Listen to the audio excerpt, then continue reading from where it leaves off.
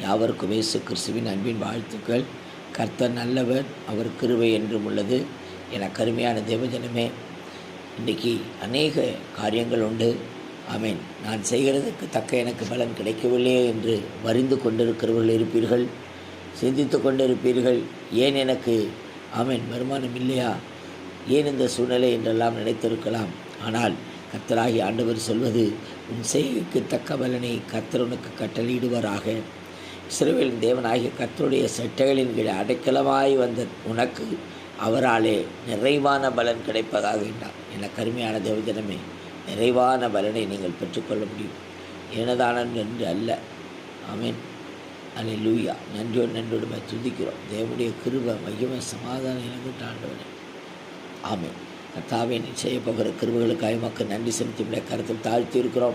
பிள்ளைகள் யாவையும் பொறுப்படுங்க. இயேசுவின் நாமத்தினால பிதாவே. ஆமேன்.